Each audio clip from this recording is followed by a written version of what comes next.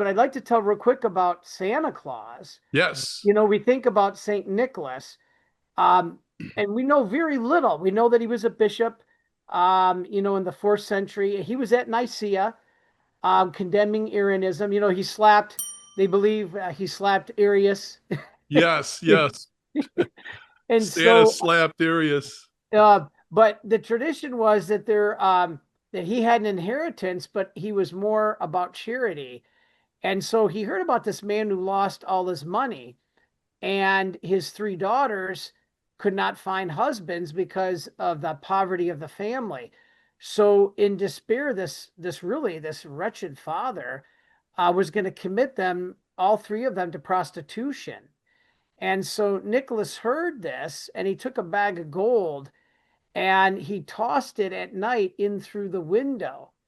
And the gold was said to have landed in the family's shoes, which were drying near the fire.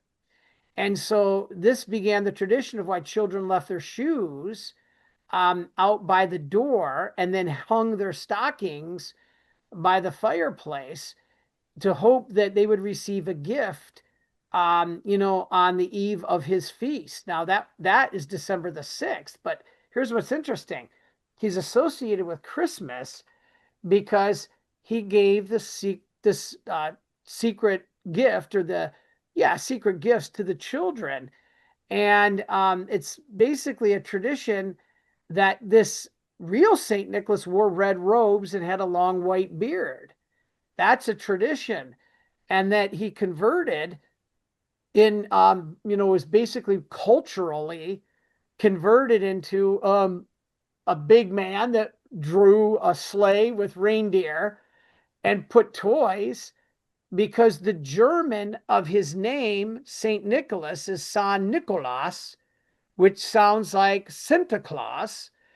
And then the Dutch Protestants of New Amsterdam, which is New York, they made this popular in America. And then at the same time, he was considered like this Nordic magician, if you will. And St. Nicholas is Sint Claus in Dutch, which is we get Sinterklaas is Santa Claus. And so the feast is because the real St. Nicholas died on December the 6th in 346.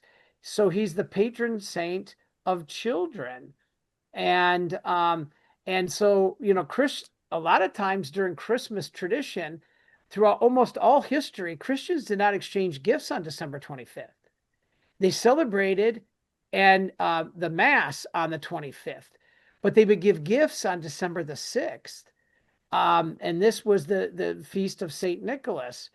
And so this was important. And in fact, in the U.S., the Protestants rejected Christmas. And people don't realize this, but the Protestants rejected Christmas because they said it was venerating St. Nicholas, a saint. And Christmas was really saved when the Dutch came, and the rival, as I said, Sinterklaas, when Washington Irving described it in the early 1800s and changed it to Santa Claus. And so this is really interesting. And then that poem, A Visit from St. Nicholas, which was the night before Christmas, really, and it took off with Coca-Cola in the late 1800s and the early 1900s with the image that we know now today of Santa. And so, wow, how we don't even know some of these traditions, but again, it always goes back to Christ.